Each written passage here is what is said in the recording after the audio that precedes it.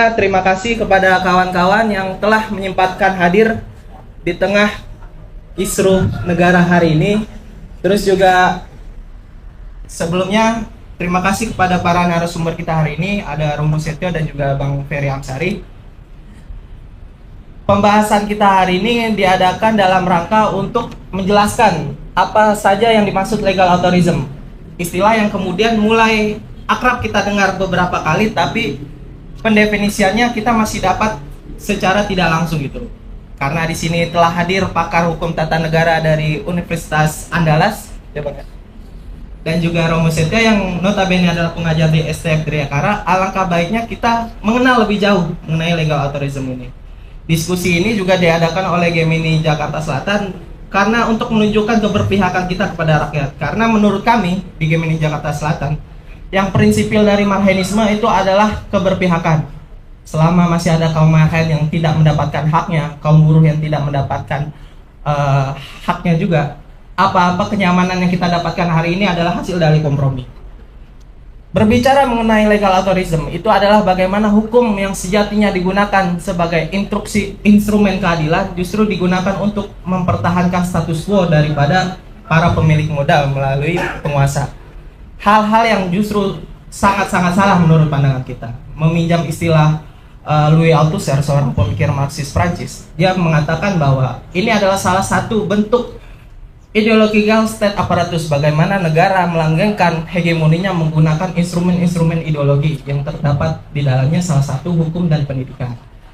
Untuk itu, untuk lebih jelasnya mungkin kita akan langsung ke Bang Ferry dulu selaku pakar hukum tata negara untuk sedikit menjelaskan apa sih legal authorism ini secara ciri-cirinya, dan mungkin juga bisa memberikan dampak bagaimana legal authorism ini dalam kehidupan kita dan berbangsa dan bernegara. Dan tempat saya persilakan. Terima kasih izin Romo Setio dan teman-teman sekalian. Terima kasih. Assalamualaikum. Selamat siang. Sesungguhnya tidak ada diskusi yang baik tanpa kopi kan. Jadi bisanya maksa-maksa saya hadir diskusi dengan teman-teman KMNI dengan menggunakan nama Romo supaya saya dipaksa hadir. Maksanya Romo. Saya sudah angkat tangan tidak bisa hadir karena ada keperluan sama anak-anak. Dia bilang Romo Setio hadir. Jadi sampai tadi siang ini di hari Sabtu yang menurut saya kondisi negara semakin riuh rendah ya. Banyak hal menarik, kalau tidak ingin dikatakan banyak hal-hal yang membingungkan dalam bernegara. Tadi moderator sudah menyinggung diskusi kita sebenarnya akan bicara soal legal authorism. Kurang lebih kalau mau di bahasa Indonesia kan otoriter yang diselimuti dengan hukum ya, atau katakanlah mau dilegalkan seolah-olah benar tapi faktanya salah. Dalil bahwa Indonesia sebagai negara anti-otoritarian itu jelas sebenarnya di pasal 1 sudah disebut bahwa negara kesatuan ini konsepnya adalah republik ya, di mana kedaulatan rakyat menjadi inti utama kekuasaan bernegara. Lebih jauh dari itu, negara ini disebut dengan negara hukum. NKRI ialah negara hukum, ya, bukan pakai adalah. Nah, bagi saya, teman-teman sekalian, hukum cenderung seringkali dipakai untuk pembenaran. Jadi tindakan yang alpa, luput, salah digunakan hukum untuk pembenaran. Ya. Kalau mau memusnahkan lawan politik, pakai hukum, ya, supaya dia tersangkakan bahkan dipidanakan gitu ya. Nah, itu cara-cara otoriter berbalut hukum ya, bekerja untuk memastikan daulatnya, daulat kekuasaan ini dominan dalam penyelenggaraan negara. Nah, contohnya banyak sekali moderator singgung ya. Salah satu agar tindakan yang salah itu bisa benar, dia pastikan hukum dibentuk terlebih dahulu. Kalau teman-teman ingat Undang-Undang Cipta Kerja, ya, Undang-Undang Cipta Kerja itu adalah undang-undang untuk merampas kekayaan alam kita dan merendahkan manusia kita. Ya, masa ada undang-undang? Kalau di Undang-Undang Cipta Kerja draft awal teman-teman, itu ada pasal-pasal yang memperbolehkan atas nama kepentingan bisnis merambah hutan lindung dan binatang langka kita. Coba bayangkan ada undang-undang ya, dilegalkan atas nama kepentingan bisnis, namanya waktu itu demi kepentingan pembangunan kalau saya tidak salah dalilnya ya.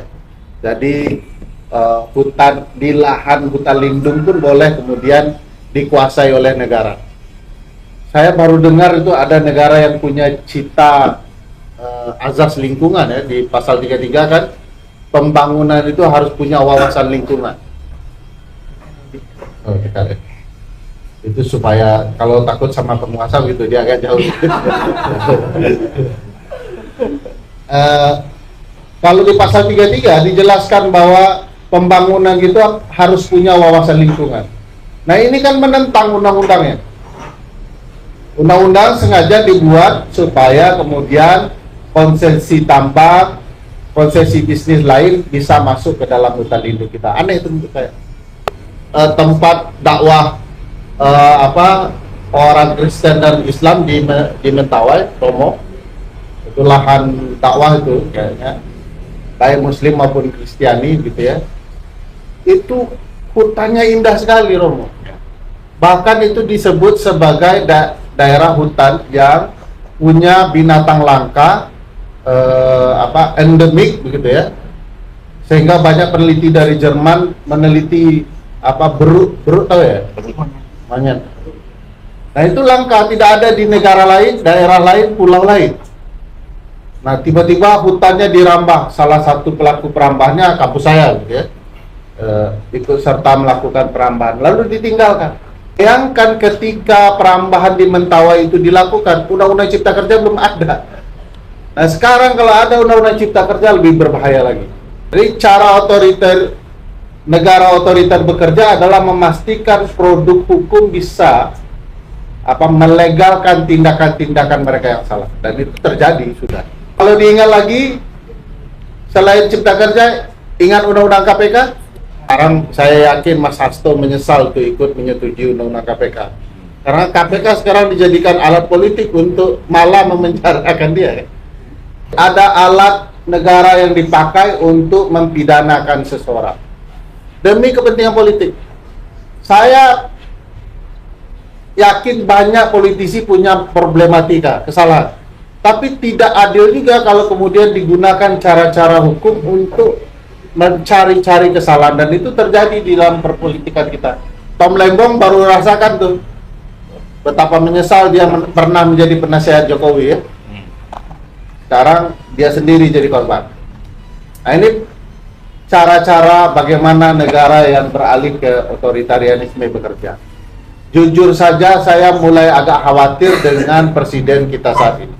Tentu kekhawatiran saya lebih besar kepada Jokowinya ya dibanding presiden yang berkuasa saat ini. Tetapi keberadaan Presiden Prabowo yang merupakan presiden dengan darah militer yang ada di dirinya membuka kesempatan negara lebih otoriter muncul kalau presiden tidak sadar betul arti makna demokrasi.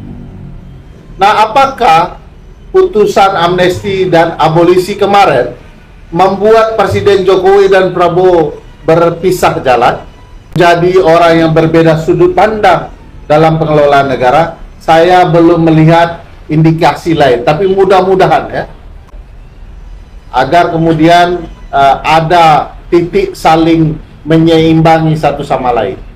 Karena negara otoriter hanya bisa diseimbangi oleh kekuatan yang sepadan.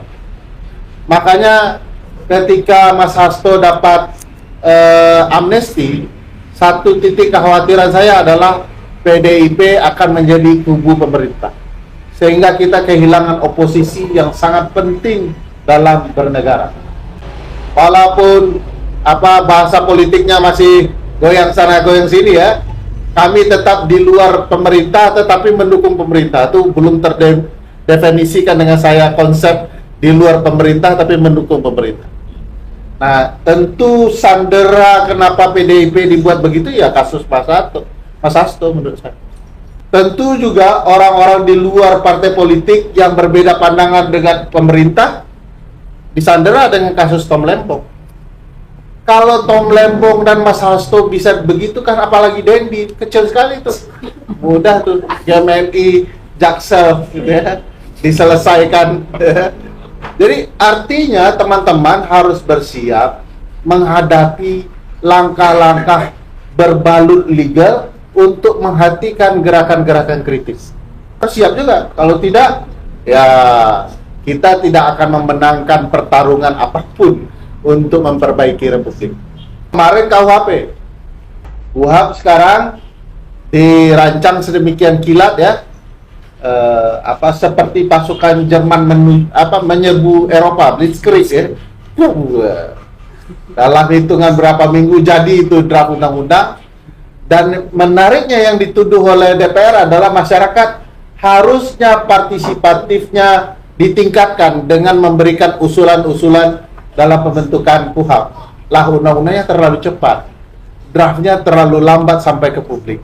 Bahkan dim-dim tertentu tidak disampaikan kepada publik.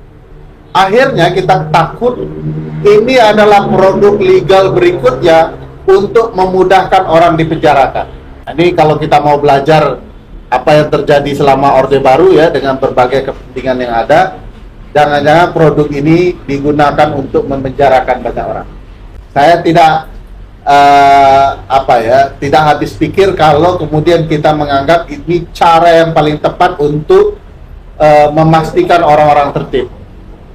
Kalau Romo mungkin bisa ingatkan kami nanti cerita di bawah kekuasaan Orde Baru misalnya ya. Pemerintah Orde Baru selalu menggunakan hukum, perdebatan agama untuk kemudian mencari simpati pembenaran mayoritas. Tuh, hati-hati juga tuh, di Padang sudah mulai itu Romo. Kemarin tiba-tiba rumah doa ribut ya. Sesuatu yang cukup jarang ya di Sumatera Barat, hal-hal yang seperti itu.